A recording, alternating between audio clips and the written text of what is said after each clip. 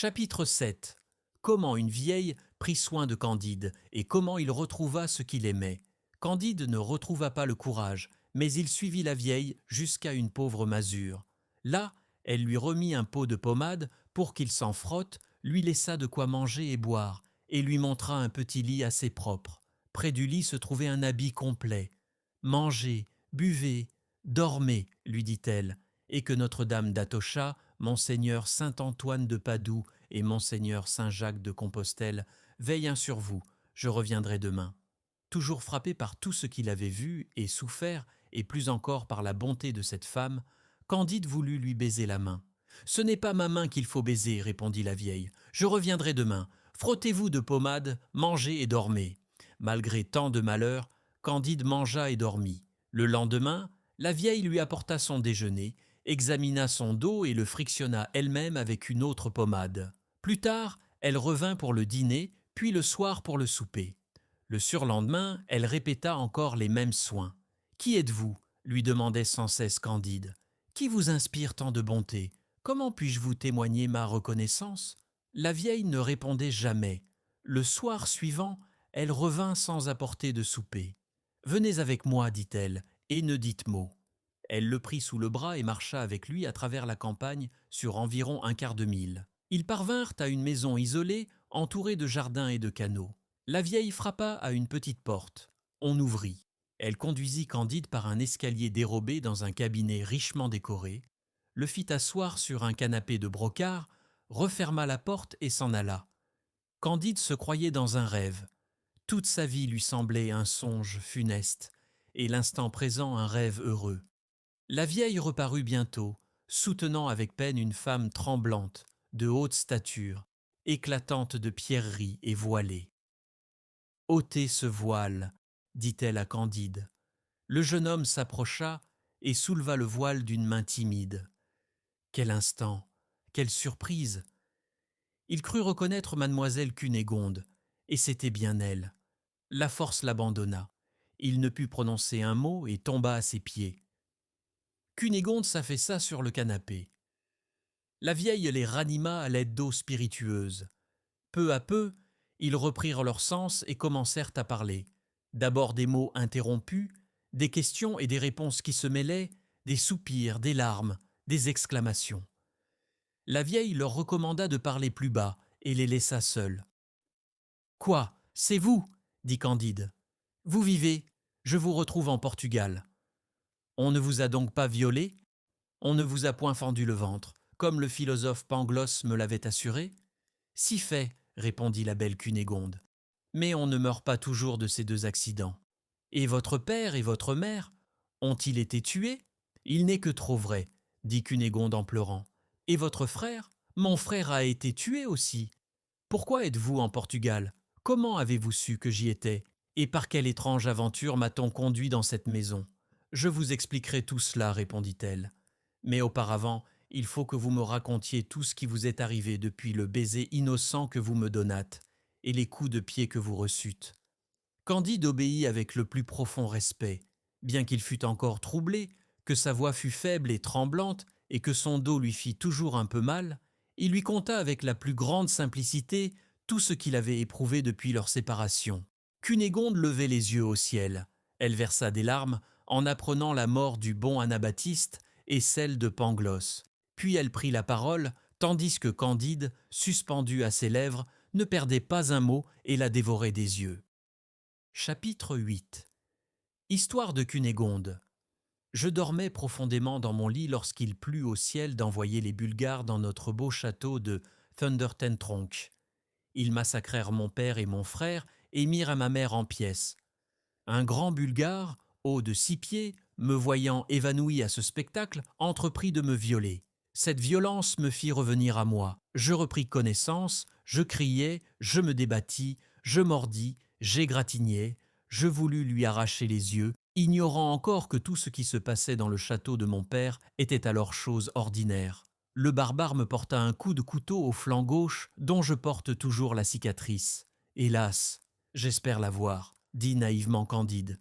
Vous la verrez, répondit Cunégonde, mais laissez-moi poursuivre. Continuez, dit Candide. Elle reprit, un capitaine bulgare entra. Il me vit toute sanglante, tandis que le soldat ne cessait pas. Indigné du peu de respect que lui témoignait ce brutal, le capitaine le tua sur mon corps. Il me fit ensuite penser et m'emmena prisonnière dans son quartier. Je blanchissais ses rares chemises et faisais sa cuisine. Il me trouvait fort jolie, je l'avoue, et je ne nierai pas qu'il ne fût bien fait, la peau blanche et douce. Mais il avait peu d'esprit, peu de philosophie, il était évident qu'il n'avait pas reçu les leçons du docteur Pangloss. Au bout de 3 mois, ayant dissipé son argent et s'étant lassé de moi, il me vendit à un juif nommé Don Issachar, marchand en Hollande et au Portugal, passionné pour les femmes. Ce juif s'attacha vivement à moi, mais ne parvint pas à triompher. Je lui résistais plus fermement qu'aux soldats bulgares. Une femme d'honneur peut être violée une fois, mais sa vertu s'en trouve affermie. Pour me gagner, il me conduisit dans cette maison de campagne que vous voyez. Jusqu'alors je n'avais rien imaginé de plus beau que le château de Thunder Ten Tronckh. J'appris que je me trompais. Un jour, le grand inquisiteur m'aperçut à la messe. Il me regarda avec insistance et fit demander à me parler en secret. Conduite à son palais, je lui révélai ma naissance. Il me fit comprendre combien il était indigne de mon rang d'appartenir à un Israélite. On proposa donc à Don Issachar de me céder à mon seigneur, mais Don Issachar, banquier de la cour et homme influent, refusa. L'inquisiteur le menaça d'un auto-da-fé. Effrayé, mon juif consentit finalement à un arrangement. La maison et moi serions à tous deux en commun. Les lundis, mercredis et le jour du sabbat appartiendraient aux juifs, les autres jours à l'inquisiteur. Voilà 6 mois que cet accord subsiste. Il ne s'est pas établi sans querelle, car il restait souvent à décider si la nuit du samedi au dimanche relevait de l'ancienne loi ou de la nouvelle. Pour ma part, j'ai résisté jusqu'ici à l'un comme à l'autre, et je crois que c'est cette résistance qui m'a conservé leur attachement. Enfin, pour détourner le fléau des tremblements de terre et pour intimider Don Issachar, Monseigneur l'inquisiteur résolut de célébrer un auto-da-fé. Il me fit l'honneur de m'y inviter. J'y fus placé à merveille. On servit aux dames des rafraîchissements entre la messe et l'exécution. Je fus saisi d'horreur en voyant brûler les 2 juifs et cet honnête biscayen qui avait épousé sa commère. Mais quelle ne fut pas ma stupeur, mon effroi, lorsque j'aperçus, sous un sang bénita et une mitre, une figure qui ressemblait à Pangloss. Je me frottai les yeux. Je regardai attentivement. Je le vis pendu. Je tombai évanoui. À peine revenu à moi, je vous vis dépouillé tout nu. Ce fut alors le comble de la douleur et de la consternation. Je vous dirai sincèrement que votre peau est plus blanche et plus délicate encore que celle de mon capitaine bulgare. Cette vue redoubla mes tourments. Je criai, je voulus m'écrier « Arrêtez, barbares !» Mais ma voix s'éteignit et mes cris auraient été vains.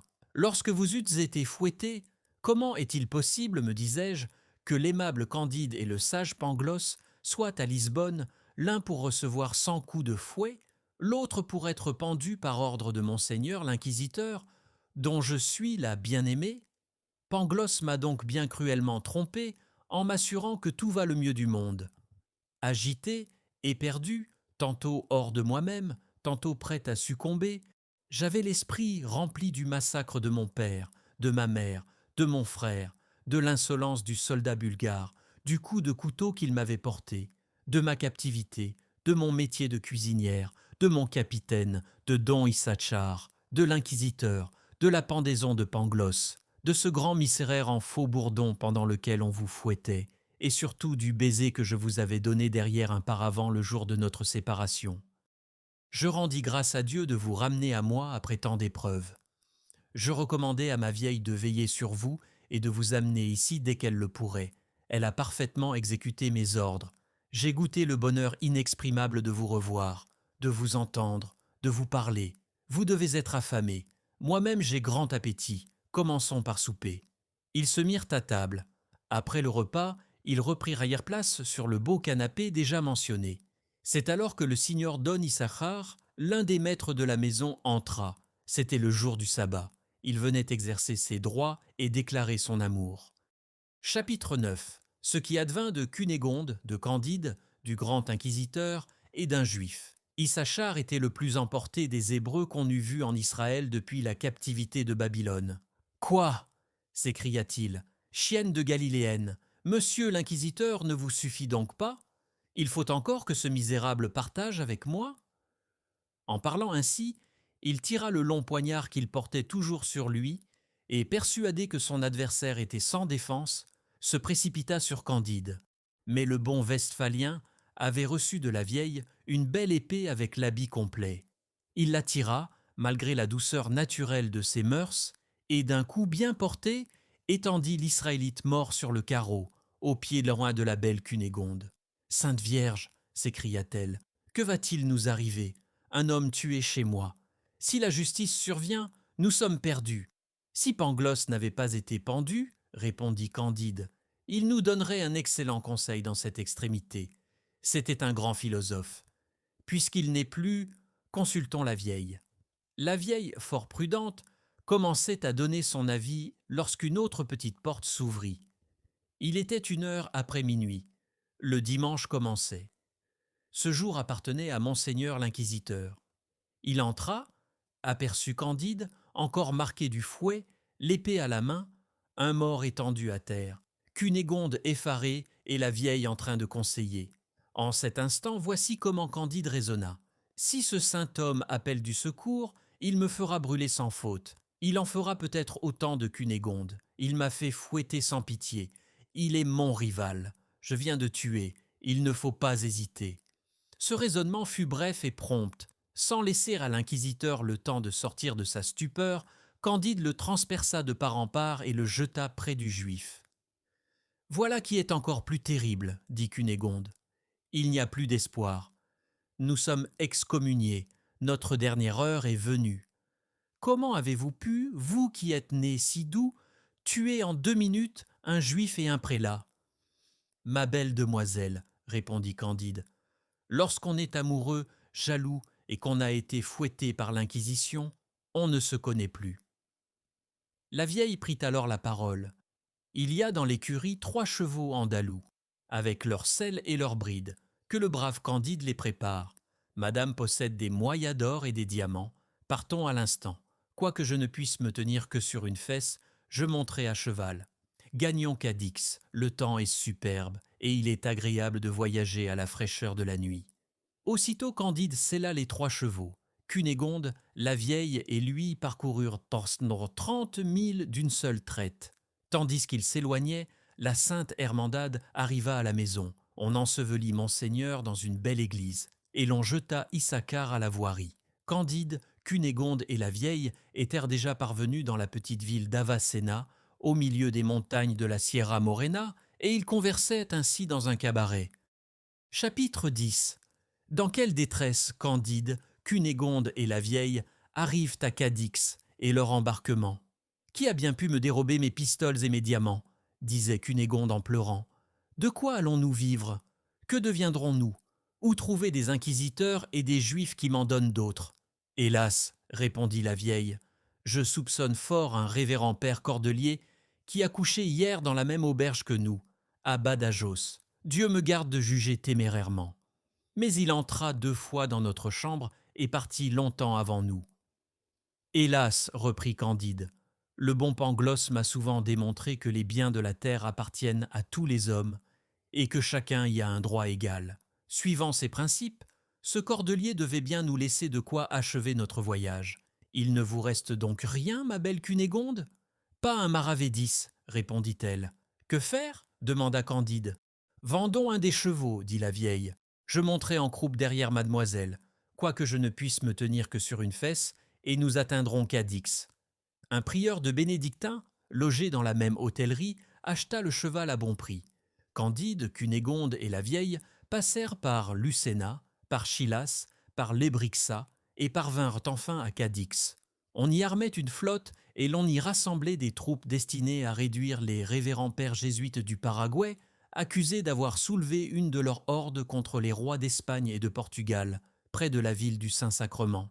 Candide, qui avait servi chez les Bulgares, exécuta l'exercice militaire devant le général de la petite armée avec tant de grâce, de promptitude, d'adresse, de fierté et d'agilité qu'on lui confia une compagnie d'infanterie. Le voilà capitaine. Il s'embarqua avec mademoiselle Cunégonde, la vieille, 2 valets et les 2 chevaux andalous qui avaient appartenu à monsieur le grand inquisiteur de Portugal. Durant toute la traversée, ils discutèrent longuement la philosophie du pauvre Pangloss. « Nous entrons dans un autre univers, disait Candide. C'est certainement dans celui-là que tout est bien, car il faut avouer qu'on pourrait se plaindre un peu de ce qui se passe dans le nôtre, tant en physique qu'en morale. Je vous aime de tout mon cœur, disait Cunégonde, mais mon âme est encore troublée par tout ce que j'ai vu et enduré. Tout ira bien, répondit Candide. La mer de ce nouveau monde vaut déjà mieux que celle de notre Europe. Elle est plus calme, les vents y sont plus réguliers, c'est assurément le nouveau monde qui est le meilleur des univers possibles. Dieu le veuille, dit Cunégonde, mais j'ai été si cruellement malheureuse dans le mien que mon cœur s'est presque fermé à l'espérance. Vous vous plaignez, intervint la vieille. Hélas, vous n'avez pas connu des malheurs comparables aux miens. Cunégonde se mit presque à rire et trouva cette femme bien singulière de prétendre être plus malheureuse qu'elle. « Hélas, ma bonne, lui dit-elle, à moins que vous n'ayez été violée par 2 Bulgares, que vous n'ayez reçu 2 coups de couteau dans le ventre, que 2 de vos châteaux n'aient été détruits, que 2 pères et 2 mères n'aient été égorgés sous vos yeux, et que vous n'ayez vu 2 de vos amants fouettés dans un auto-da-fé, je ne vois pas comment vous pourriez l'emporter sur moi. Ajoutez que je suis née baronne avec 72 quartiers et que j'ai été cuisinière. »« Mademoiselle, répondit la vieille, vous ignorez ma naissance, et si je vous montrais mon derrière, vous ne parleriez pas ainsi et vous suspendriez votre jugement. » Ces paroles éveillèrent une vive curiosité chez Cunégonde et chez Candide. La vieille commença alors à parler en ces termes. Chapitre 11. Histoire de la vieille. Je n'ai pas toujours eu les yeux rougis et bordés d'écarlate. Mon nez n'a pas toujours touché mon menton, et je n'ai pas toujours été servante. Je suis la fille du pape Urbain X et de la princesse de Palestrine. On m'éleva jusqu'à l'âge de 14 ans dans un palais auprès duquel tous les châteaux de vos barons allemands n'auraient servi que d'écurie. Une seule de mes robes surpassait en prix toutes les magnificences de la Westphalie. Je grandissais en beauté, en grâce et en talent, entouré de plaisir, d'honneur et d'espérance. J'inspirais déjà l'amour. Ma gorge se formait, et quelle gorge! Blanche, ferme, modelée comme celle de la Vénus de Médicis. Et quels yeux, quelles paupières, quels sourcils noirs, quelle flamme brillait dans mes prunelles, éclipsant l'éclat des étoiles, comme me l'assuraient les poètes du quartier. Les femmes qui m'habillaient et me déshabillaient tombaient en extase en me regardant de face et de dos. Tous les hommes auraient voulu être à leur place. Je fus fiancé à un prince souverain de Massa Carrara. Quel prince, aussi beau que moi, formé de douceur et d'agrément, brillant d'esprit et brûlant d'amour. Je l'aimais comme on aime pour la première fois, avec idolâtrie et emportement. Les noces furent préparées avec une magnificence inouïe, fêtes, carrousel, opéra buffa continu. Toute l'Italie composa pour moi des sonnets, dont pas un ne valait grand-chose. J'étais au moment d'atteindre le comble du bonheur lorsqu'une vieille marquise, ancienne maîtresse de mon prince, l'invita à prendre du chocolat chez elle. Il mourut en moins de 2 heures, saisi de convulsions épouvantables. Mais ce n'est là qu'un détail. Ma mère, désespérée, quoique moins accablée que moi, voulut s'éloigner quelque temps d'un séjour devenu funeste. Elle possédait une belle terre près de Gaillette. Nous nous embarquâmes sur une galère dorée comme l'hôtel de Saint-Pierre de Rome. Un corsaire de Salé fondit sur nous et nous aborda. Nos soldats se défendirent, comme des soldats du pape. Ils jetèrent leurs armes, se mirent à genoux et demandèrent au corsaire l'absolution in articulo mortis. On les dépouilla aussitôt nus comme des singes, ainsi que ma mère, nos fils d'honneur et moi-même. Il est admirable de voir avec quelle promptitude ces messieurs déshabillent le monde. Mais ce qui m'étonna davantage fut qu'ils nous introduisirent le doigt dans un endroit où, pour nous autres femmes, seuls des canules ont coutume d'entrer. Cette cérémonie me parut étrange. On juge mal des choses quand on n'est jamais sorti de son pays. J'appris bientôt qu'ils cherchaient ainsi des diamants que nous aurions pu dissimuler. C'est un usage immémorial chez les nations policées qui courent sur mer. J'ai su que les religieux chevaliers de Malte n'y manquent jamais lorsqu'ils prennent des Turcs et des Turcs. C'est une loi du droit des gens à laquelle on ne déroge point. Je ne vous décrirai pas ce qu'il en coûte à une jeune princesse d'être menée esclave à Maroc avec sa mère. Vous imaginez assez ce que nous eûmes à souffrir sur le vaisseau corsaire. Ma mère était encore fort belle, nos filles d'honneur, nos femmes de chambre avaient un rang plus de charme qu'on en trouve dans toute l'Afrique. Pour moi, j'étais ravissante, j'étais la beauté même, et j'étais vierge. Je ne le fus pas longtemps. Cette fleur, réservée pour le prince de Massa Carrara, me fut ravie par le capitaine corsaire, un nègre abominable qui croyait encore me faire honneur. Il fallut que ma mère et moi fussions bien fortes pour endurer tout ce que nous souffrîmes jusqu'à notre arrivée à Maroc. Mais passons. Ce sont choses d'inem si communes qu'elles ne méritent pas qu'on s'y arrête. Maroc baignait dans le sang à notre arrivée. 50 filles de l'empereur Muley Ismaël avaient chacun leur parti, ce qui engendrait 50 guerres civiles, noir contre basané, basané contre basané, mulâtre contre mulâtre. Un carnage continuel s'étendait sur tout l'empire. À peine étions-nous débarqués que des noirs d'une faction ennemie de celle de mon corsaire surgirent pour lui enlever son butin. Après les diamants et l'or, nous étions ce qu'il possédait de plus précieux. Je fus témoin d'un combat tel que vous n'en voyez point sous vos climats d'Europe. Les peuples du Nord n'ont pas le sang assez ardent. Ils ne connaissent pas la rage des femmes telle qu'elle est commune en Afrique. On dirait que les Européens ont du lait dans les veines. C'est du vitriol et du feu qui coulent dans celles des habitants du mont Atlas. On se battit avec la fureur des lions, des tigres et des serpents pour savoir à qui nous appartiendrions. Un mort saisit ma mère par le bras droit, le lieutenant de mon capitaine la tenait par le bras gauche. Un soldat mort la prenait par une jambe, un pirate la retenait par l'autre. Nos filles furent presque toutes, en un instant, disputées ainsi entre 4 hommes. Mon capitaine me tenait caché derrière lui, le cimeterre au poing, frappant quiconque s'opposait à sa rage.